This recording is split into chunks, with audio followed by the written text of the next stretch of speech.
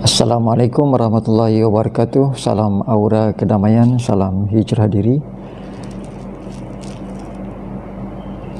InsyaAllah hari ini kita sambung sesi bedah buku daurah bedah buku Aura Personality Warna, cara baru melihat diri, perhubungan dan kehidupan dari perspektif yang segar dan komprehensif.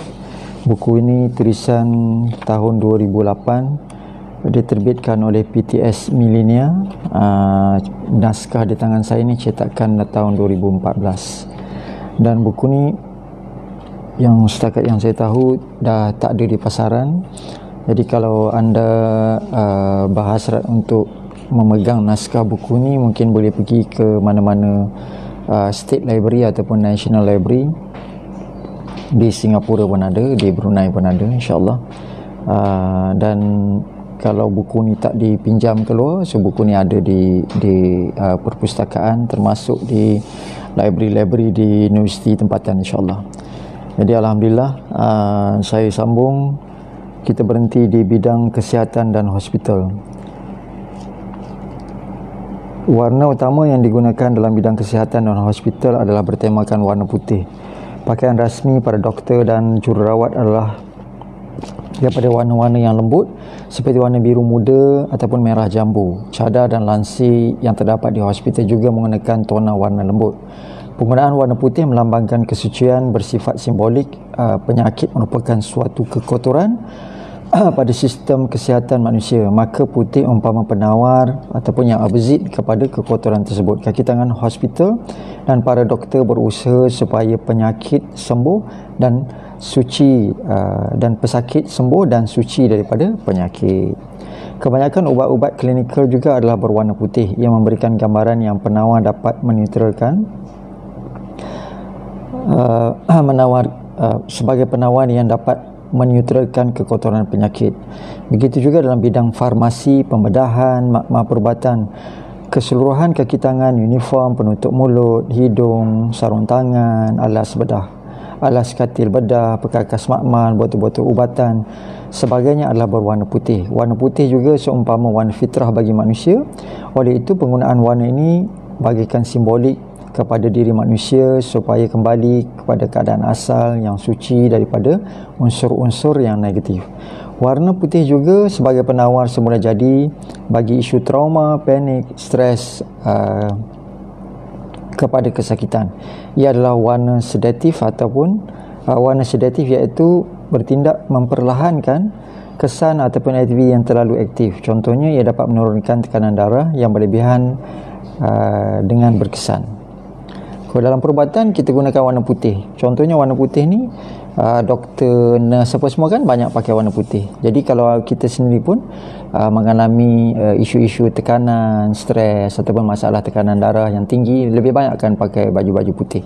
Macam dalam Islam kita sendiri pun tengok pakaian putih ni macam sebahagian daripada pakaian rasmi.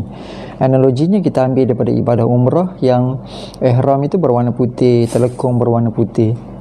Jadi umpamanya apabila kita menggayakan mengenakan pakaian berwarna putih ni tadi, seolah-olah kita minta diri kita yang kotor ini disucikan, dan amalan tersebut kalau kita faham mungkin boleh dianggap sebagai ibadah, kerana dengan mengenakan pakaian itu sendiri dengan niat, dengan tujuan untuk mendapatkan pembersihan, kesucian. Jadi mudah-mudahan dia menjadi satu ikhtiar ataupun usaha. Innamal a'malu binniyat. Jadi apabila kita buat sesuatu sebelum ni kita tak faham, Allah tetap bagi kelebihannya secara bil hikmah, secara auto. Tetapi kalau kita faham, mungkin dia menjadi satu usaha dan satu ibadah lagi. Jadi makin banyak kita tingkatkan. Contohnya bila dah berusia ni, rambut sendiri pun dah putih, uban dah beruban, janggut pun dah beruban, contoh macam tu kan. Jadi automatically memberikan peringatan untuk kembali menyucikan diri, kembali untuk orang kata bayar zakat diri, supaya, sebab zakat itu pun menyucikan, membersihkan. Macam kita nak masuk bulan Ramadan ni, bulan yang nak menyucikan. Sebab itu nanti bila habis saja Ramadan, hari pertama merdekanya selepas Ramadan, hari yang diharamkan pula berpuasa, dinamakan Aidul Fitri, kembali fitrah. So kembali fitrah nak menggambarkan bahawa kita dah kembali bersih dan suci. Buku ni waktu saya bukakan penulisan kan, saya bagikan satu petikan hadis bayi itu umpama fitrah. So terpulang kepada ibu bapanya lah yang mencorakkan, Nasrani, Yahudi ataupun Islam. Jadi hadis Rasulullah SAW tu menyebut tentang sesuatu yang suci, fitrah, yang kalau pada warna, konsep warna ni kita ambil daripada warna-warna yang macam tadilah, warna putih, warna-warna yang lembut, warna-warna yang menenangkan, warna-warna yang merehatkan. Jadi kalau bab yang bercakap tentang perubatan, hospital, ubat-ubat, Panadol ke paracetamol yang kita makan pun warnanya pun warna putih, ya. Jadi itu warna universal, sama ada sedar tak sedar, akui ataupun tidak. Hikmahnya memang dia memberikan kesan terapeutik supaya kita rasa lebih sihat, supaya kita dapat tenang, supaya kita menggambarkan secara mutasyabihatnya sesuatu yang bersifat bersih dan membersihkan, suci dan menyucikan. Seterusnya, bidang perundangan dan kehakiman. Bidang ini memerlukan sesuatu yang serius, tegas dan keras. Sesuatu serius kerana membincangkan berkenaan dengan keadilan, tegas kerana memperjuangkan keadilan, dan keras hatinya supaya tidak mudah dipengaruhi dengan unsur-unsur yang dapat menjejaskan keadilan. Selain itu, daya kepimpinan seseorang juga penting supaya isu dan kes yang diperdebatkan atau diadili berjalan dengan lancar. Kekurangan ciri ini akan menyebabkan banyak kelemahan dalam sistem perundangan berlaku. Oleh kerana itulah, sistem warna yang sinonim dengan semua ciri-ciri ini adalah berwarna hitam.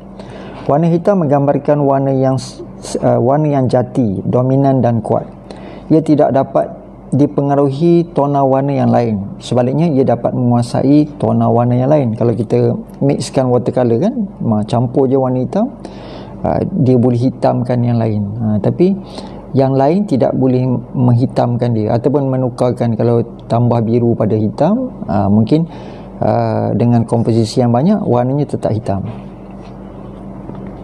Dalam bidang perundangan dan kehakiman, hitam menggambarkan kepimpinan yang teguh, wibawa, angkuh dan keteguhan pendirian dalam memperjuangkan keadilan. Selain itu, warna hitam juga dikaitkan dengan warna pakaian rasmi majlis ataupun urusan rasmi.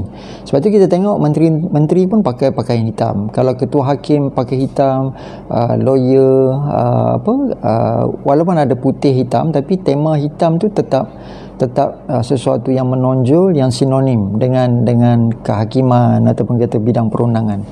So hitam juga menggambarkan sesuatu yang tegas, sesuatu yang pasti, sesuatu yang kuat. Jadi warna hitam ni banyak juga digunakan pada perkara-perkara yang bersifat mutlak, perkara-perkara yang bersifat hukum, perkara-perkara yang bersifat pasti. Kaabah warna hitam. Kita tengok warna-warna yang digunakan untuk cetak buku, mungkin kertas tu berwarna putih dan warna-warna yang lain. Tetapi kalau dulu kita tengok Quran, kebanyakannya cover dia berwarna hitam, menggambarkan buku hitam ni macam buku hukum, buku mutlak. Contohnya umpamanya macam tu. Okey. Selain daripada warna hitam dikaitkan dengan warna majlis rasmi dan urusan rasmi, saudara juga boleh mendapati bahawa bukan sahaja hakim berpakaian hitam, malah imam, guru-guru silat juga memakaikan warna ini menggambarkan kepimpinan, keteguhan, kekuatan dan keadilan. Guru silat, kita tengok kalau tali pinggang pun, karate kan contoh, pakai putih tapi tali pinggang yang paling tinggi tali pinggang hitam. Kalau imam, kita tengok walaupun biasanya kita tengok semua berjubah putih, tapi kalau ketua imam di masjid-masjid utama tu ataupun menteri agama Islam kan, kalau dia berjubah, dia akan berjubah jubahnya hitam. Pemimpin Arab juga kita tengok, raja-raja Arab kan, mereka senang dengan berpakaian putih, tetapi raja mereka ataupun imam ataupun ketua-ketua agama ni berpakaian gelap, berwarna coklat gelap ataupun berwarna hitam. Begitu juga dengan uniform pasukan polis di Raja Malaysia, warna biru gelap seakan kehitaman, menggambarkan ciri yang hampir sama seperti warna hitam yang dibincangkan di atas. Sebagai badan keselamatan dan perundangan negara, kredibiliti pasukan ini lebih terselah dengan kepimpinan warna ini secara tidak langsung dan meningkatkan rasa kepercayaan, hormat, disiplin dan keselamatan rakyat kepada mereka. Kan polis nampak warna biru yang macam hitam kan. Hitam juga digambarkan sebagai simbol warna tahap kemahiran yang tinggi dalam mempertahankan diri dalam ilmu pertahanan diri.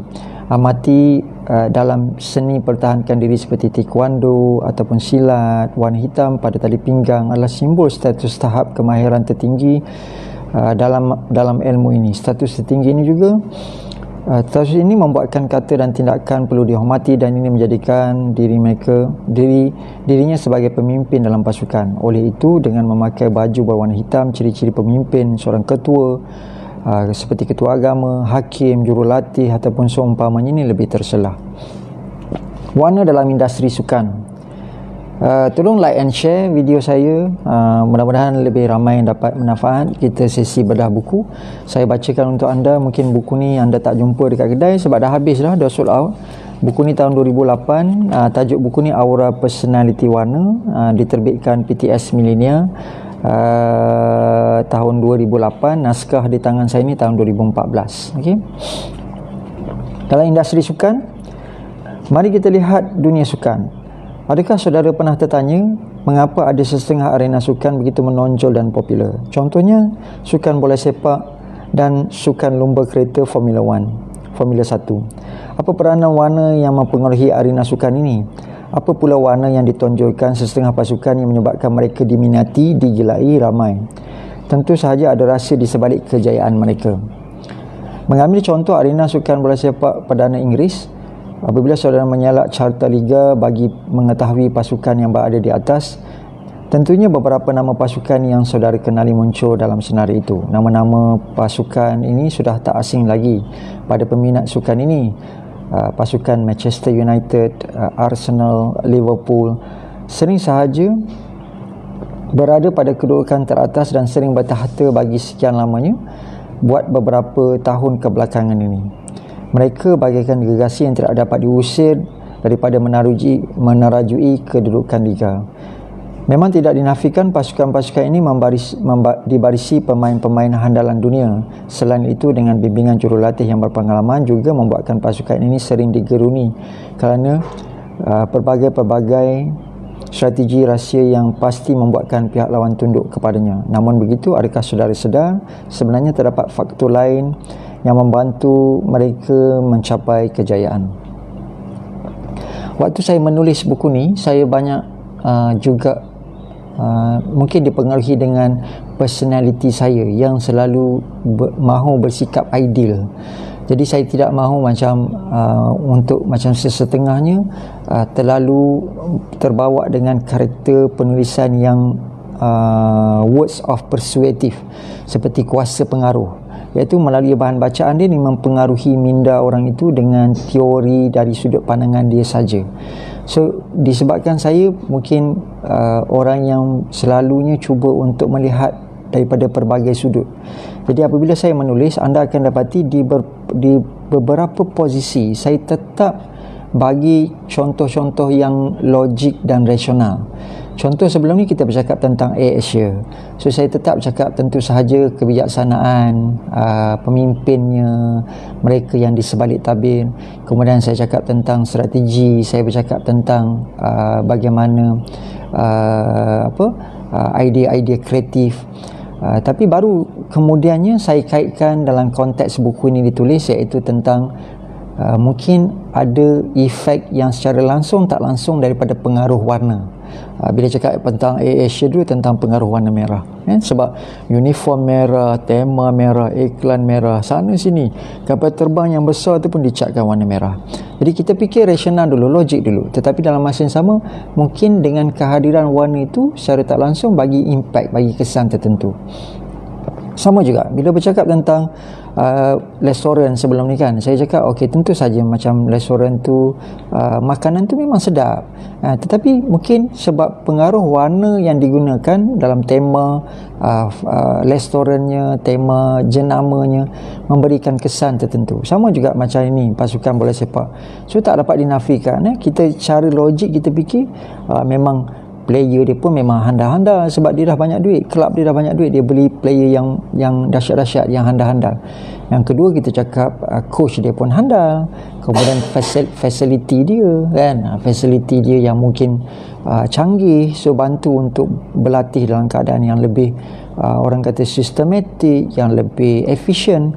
Jadi kita fikir macam orang luar yang sama, tapi sedar atau tak sedar ada beberapa perkara yang mungkin mempengaruhi dari sudut yang unseen, seperti mana buku ni bahaskan, iaitu dari sudut warna. Dari sudut warna, seperti yang saya cakapkan tadi, Manchester United, Liverpool, Arsenal, ini semua terkenal dengan jersey yang berwarna merah. Namun begitu, adakah saudara sedar sebenarnya terdapat faktor lain yang membantu mereka untuk mencapai kejayaan? Mungkin kebetulan ataupun rahsia kehebatan tersembunyi di sebalik warna merah pada jersey ketiga-tiga pasukan itu. Seperti yang diperjelaskan tadi, merah adalah semangat dan simbol kemenangan. Tidak heranlah apabila pemain pasukan-pasukan ini begitu bersemangat ketika berada di padang. Warna merah merangsangkan mereka supaya sentiasa berusaha sedaya upaya untuk mengejar kejayaan.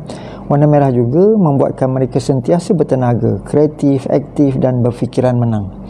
Jadi kalau anda perhati pun, kalau dulu kalau kita sekolah rumah sukan pun, walaupun semua rumah tu kuat-kuat kan, rumah biru pun kuat, rumah kuning pun kuat, tapi daripada saya selalu perhatikan, siapa yang rumah merah ni nampak lebih agresif.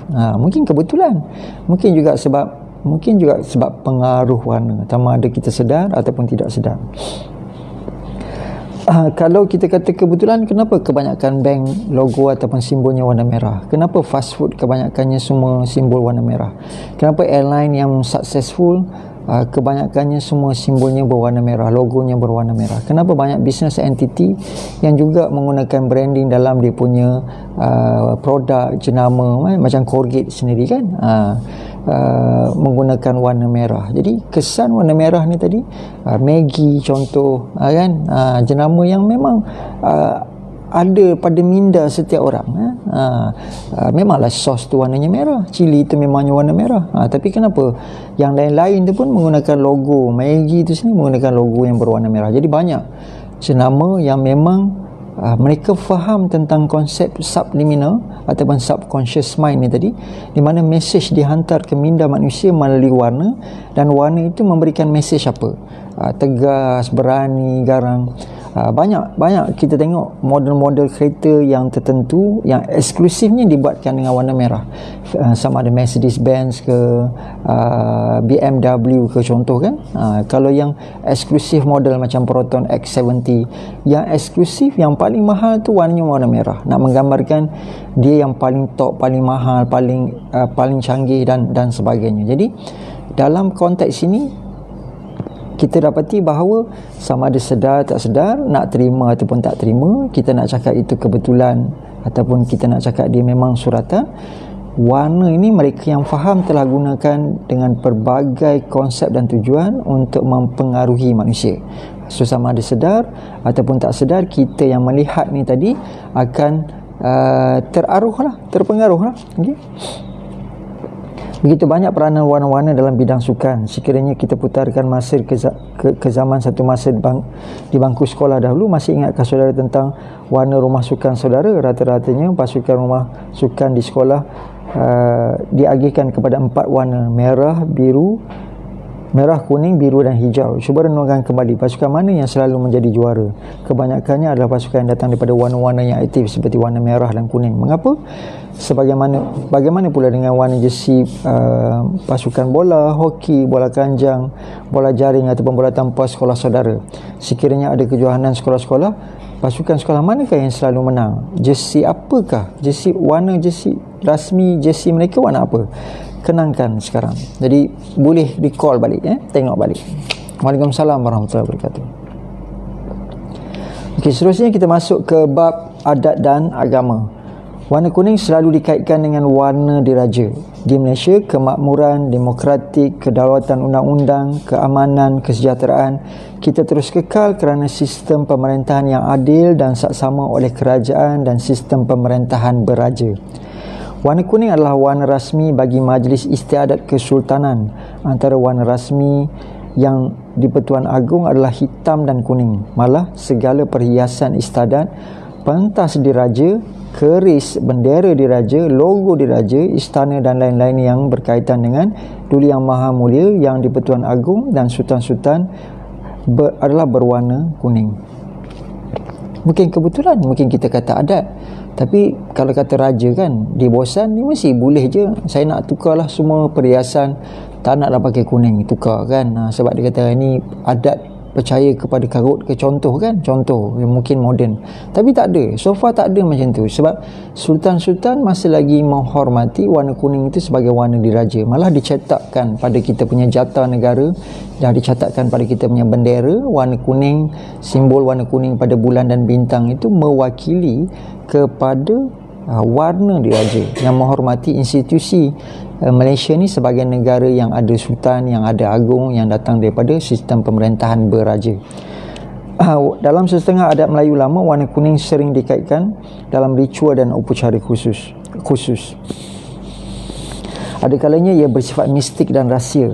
Manakala upacara perubatan dengan kain kuning, kenduri pulut kuning dalam majlis perkahwinan ataupun perayaan, mandi kunyit berwarna kuning jingga dan sebagainya adalah antara adat budaya yang diwarisi dan masih kekal kuat dalam amalannya di Malaysia.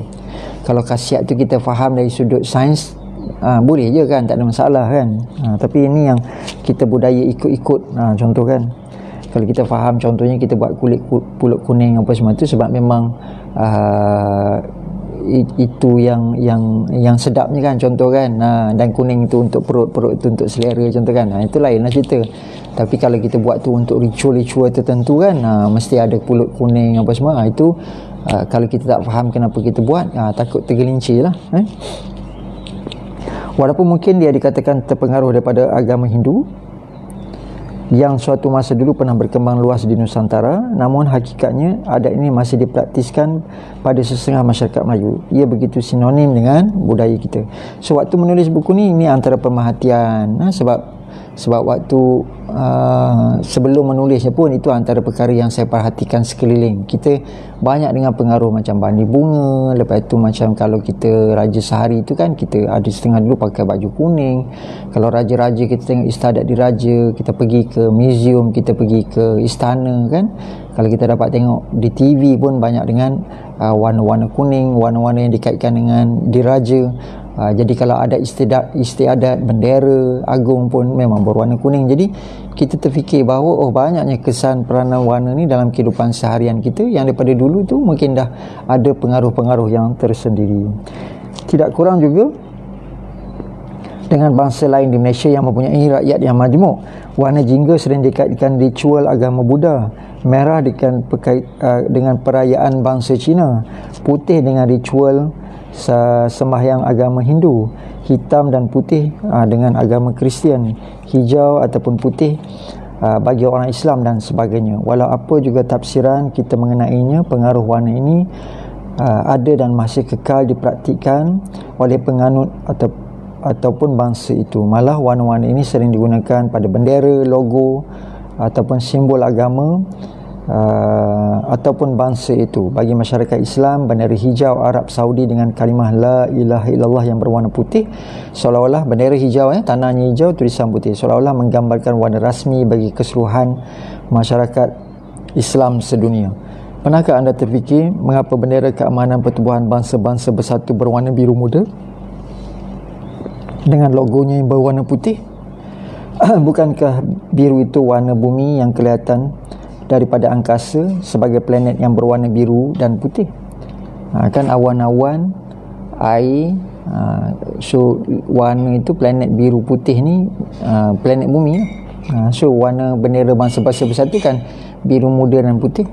Kalau tengok warna Facebook yang ada online ni sekarang, warna Facebook, warna Twitter kan, Twitter,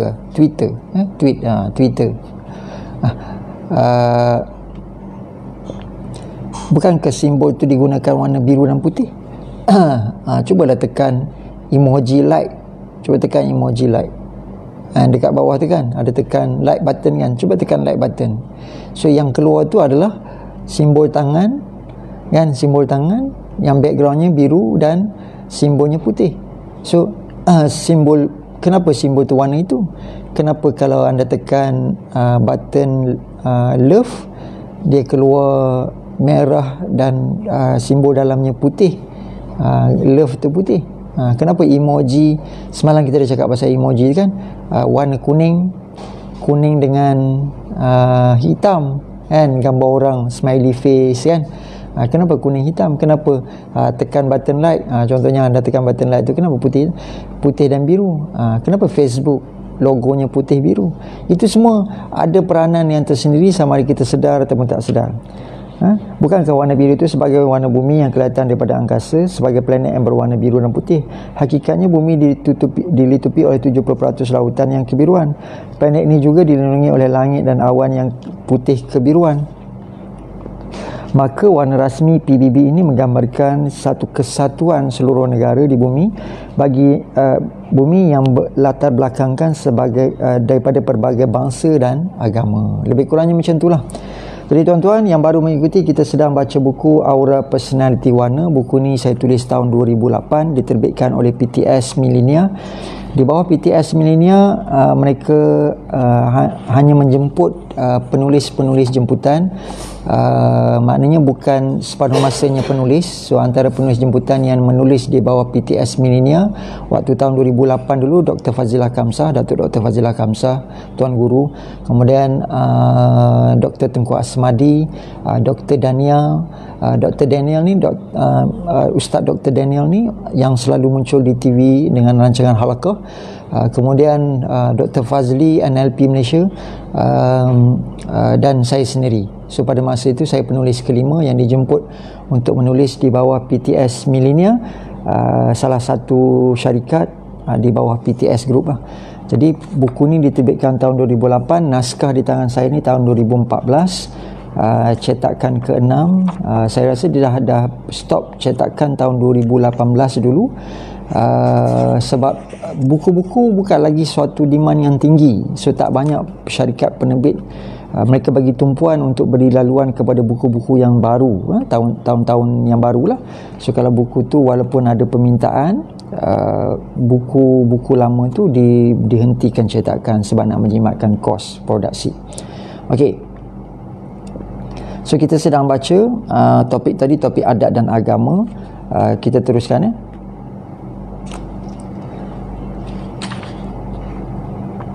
Apakah ini suatu misteri? So ini saya bawa satu kajian ataupun satu pemerhatian. Sila mungkin beri sikit tumpuan apa yang saya akan bacakan. Okey. So ini selepas tadi adat dan agama, industri sukan, perundangan kan, kita kata kehakiman, industri penerbangan, hospital. Jadi ini saya masuk apakah ia suatu misteri. Meneliti kehebatan alam yang dinyatakan dalam Al-Quran yang mengandungi berbagai petunjuk dan petanda kebesaran ilahi menjadikan kita kagum dengan kehebatan penciptaannya iaitu Allah lah. Pada sesetengah kalam, umpama ada teka-teki ataupun mesej yang perlu direnungi. Sekadar makluman tambahan bagi kita renungkan bersama. Sekali lagi saya mahu berkongsi sebuah renungan saya pada mesej yang mungkin terselindung di sebalik kata-kata Allah dalam surah Ar-Rum ayat ke-22 yang bermaksud, dan di antara tanda-tanda kekuasaannya adalah menciptakan langit dan bumi dan berlainan bahasamu dan warna kulitmu. Justru memang benar terdapat tanda-tanda bagi orang-orang yang mengetahui. So ini petikan Ar-Rum ayat ke-22. Surah Ar-Rum ni surah yang ke-30. Saya tertarik dengan satu pengamatan mengenai ayat ini. Ini hanya satu pemerhatian peribadi. So ini disclaimer ya, personal observation, dan bukan satu tafsiran ayat. Saya bukan pandai-pandai mentafsir ayat, tapi ini satu observation yang mungkin hanya satu kebetulan tetapi menarik bagi diperhatikan. Poin nombor 1. Sekiranya kita lihat, Allah meletakkan ayat ini sebagai ayat ke-22 dalam surah Ar-Rum. Angka 22 ini jika dihitung tambah sebagai 2 campur 2, jawapannya adalah 4. So ini dalam matematika Al-Quran. satu kebetulan yang menarik apabila kita melihat dari konteks 7 lapisan warna pelangi, lapisan keempat pelangi ataupun lapisan keempat warna pelangi adalah warna hijau, yang juga merupakan warna di tengah-tengah di antara 3 warna sebelumnya dan selepasnya. Daripada sifat warna hijau pula, ia adalah warna yang stabil dengan sifat panas dan sejuknya. Maknanya hijau ni gabungan, sebab dia di tengah-tengah, dia ada gabungan warna panas dan warna sejuk, di mana 3 warna sebelumnya adalah warna merah, jingga dan kuning adalah keluarga warna panas, dan 3 warna selepasnya biru, indigo dan violet adalah warna sejuk.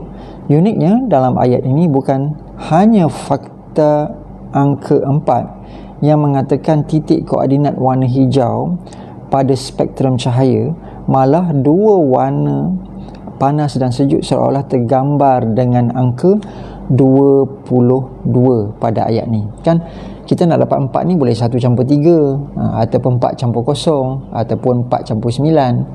4 campur 9 jadi 4 campur 9 jadi 13, 1 campur 3 jadi 4. Tapi Allah letak perkataan tentang warna kulitmu ni, ataupun ayat ni ada sebut bahasa dan warna kulitmu ni, Allah letak pada surah Ar-Rum ayat ke-22. So saya kupasan yang pertama ni saya bercakap tentang dua, umpama 2 bahagian yang panas dan sejuk, dan bila gabungkan dapat 4. 4 dalam ilmu nombor bukan di tengah-tengah, sebab kalau dalam ilmu nombor yang di tengah-tengah adalah nombor 5. Tapi kalau 4 dalam spektrum warna, dia adalah yang di tengah-tengah.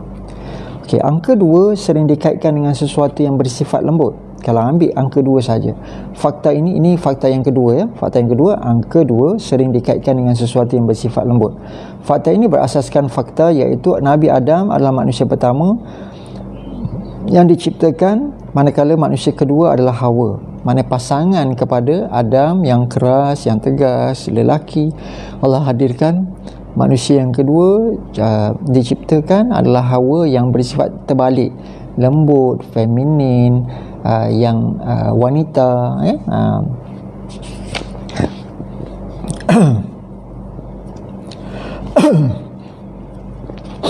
Fakta ini adalah berasaskan fakta iaitu Nabi Adam adalah manusia pertama yang diciptakan, manakala manusia kedua adalah Hawa. Hukum pasangan yang pertama ini menggambarkan 2 sifat iaitu Adam lelaki, maka lelaki kaya dengan tegas, pemimpin dan kekuatannya. Oleh itu Hawa pula perempuan yang kaya dengan kecantikan, kelemah lembutan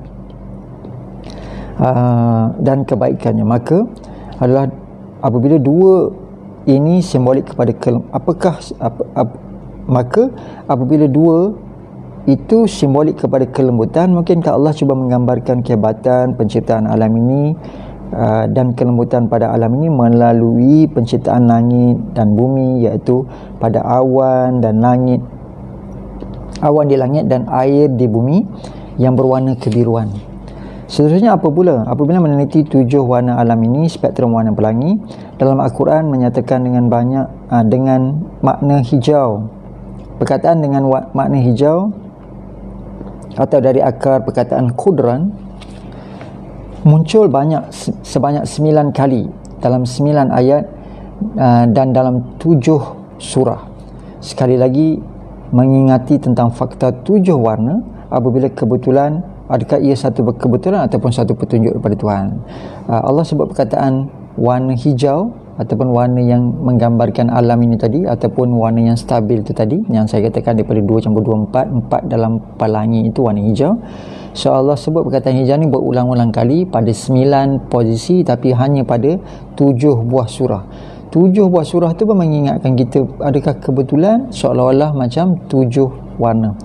Kita tinggalkan misteri yang tak terjawab di atas, kita ungkapkan misteri yang lebih menarik dengan melihat pada surah ke-18 ayat ke-31 yang bermaksud apakah?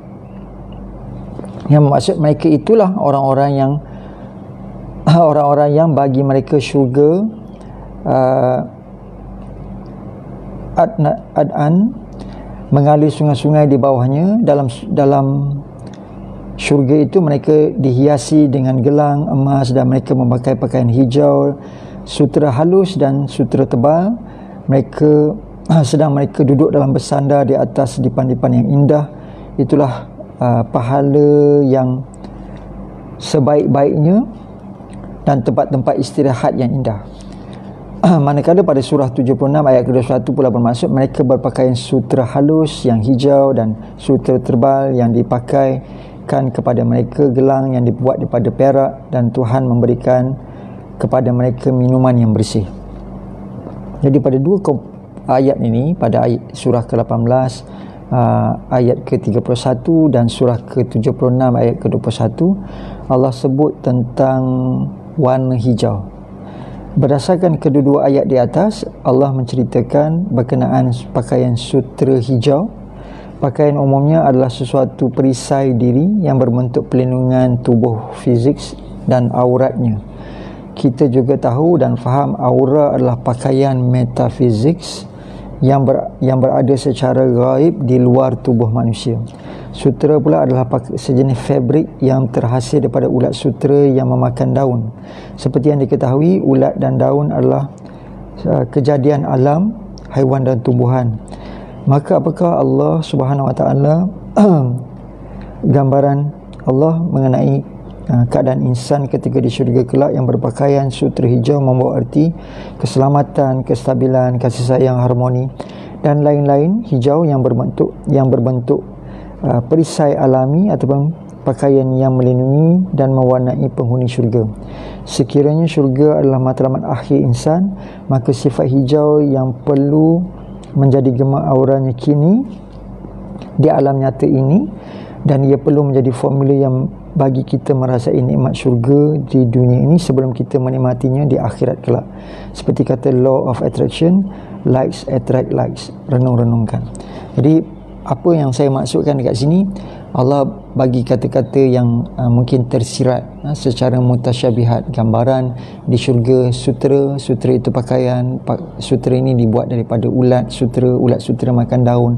Kalau daun itu tentu saja berwarna hijau, so dia berhubung kait, dan sutera itu memang Allah sebutkan berwarna hijau, sekali lagi hijau.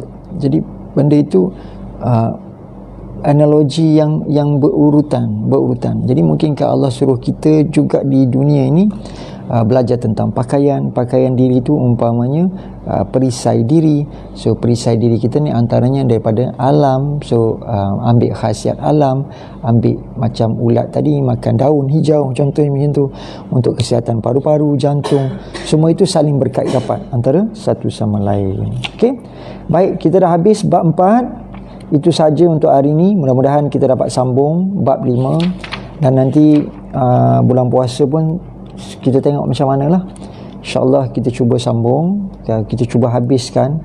Saya harap sama juga macam nak menulis. Kadang-kadang kita menulis banyak, saya menulis halfway, tak habis. Sebab mula-mula bersemangat, lepas tu saya book lah apa semua, distraction banyak, jadi tak dapat nak habiskan.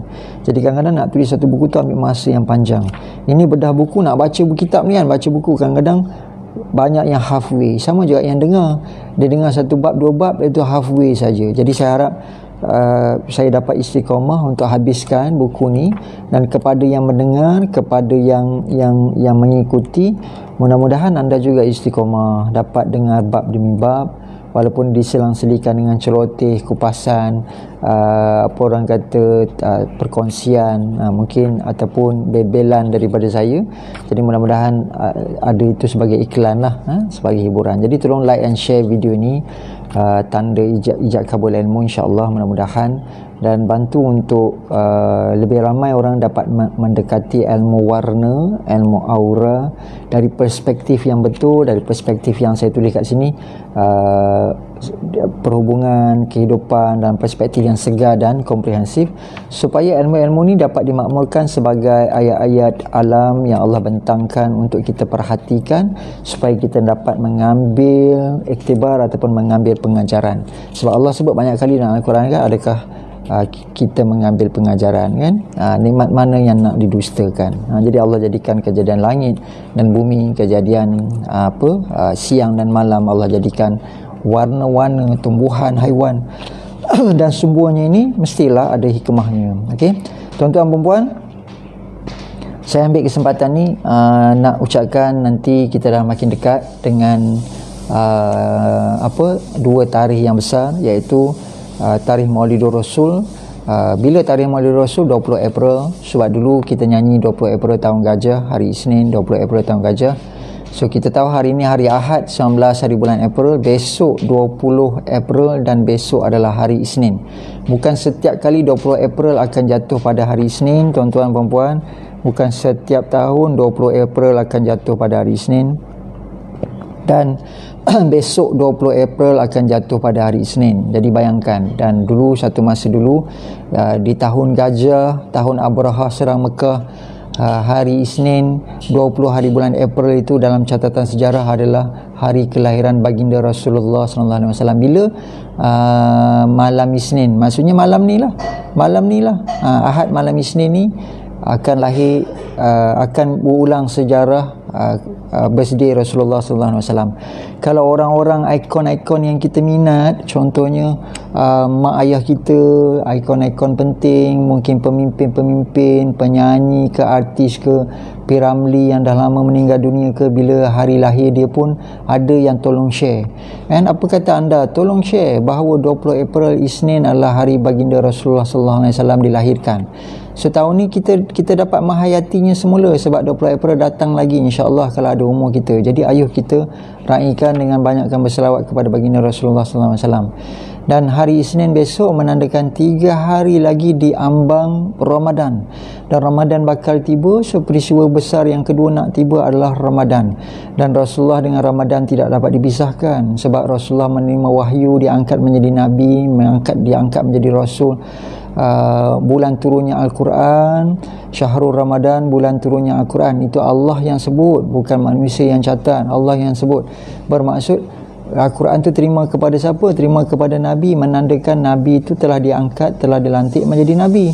Jadi inilah juga bulan yang amat akrab dengan baginda Rasulullah SAW. Jadi tuan-tuan dan puan, kalau bukan anda, siapa lagi yang nak makmurkan cerita macam ni? Kalau bukan anda yang masih lagi setia dengar, masih sudi follow, siapa lagi? So bantu untuk makmurkan bahawa di sebalik kita mungkin cakap sesuatu yang orang kata, oh ini cakap pasal baik mengaji Quran, baik bertadabbur Al-Quran, tapi ini juga ilmu-ilmu alam yang mungkin padanya ada hikmah. Dan apabila bercakap sebahagian daripada hikmah ni tadi, antaranya tidak dapat dikengkang, ditolak tentang faktor masa dan tempat.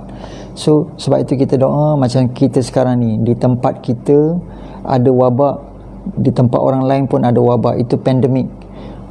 Di tempat kita kena berkurung, di tempat orang lain pun kena berkurung, itulah namanya pandemik. Ramadan juga umpama pandemik yang di tempat lain pun kena puasa di waktu yang sama, kan, di waktu yang sama. Jadi tuan-tuan perempuan, pandemik Ramadan bukan macam wabak penyakit, tapi pandemik Ramadan ni bawakan kita untuk cuci dan bersihkan diri kita yang sememangnya berpenyakit. Renung-renungkan, selamat beramal. Sekian, wabillahi taufik wa hidayah. Assalamualaikum warahmatullahi wabarakatuh.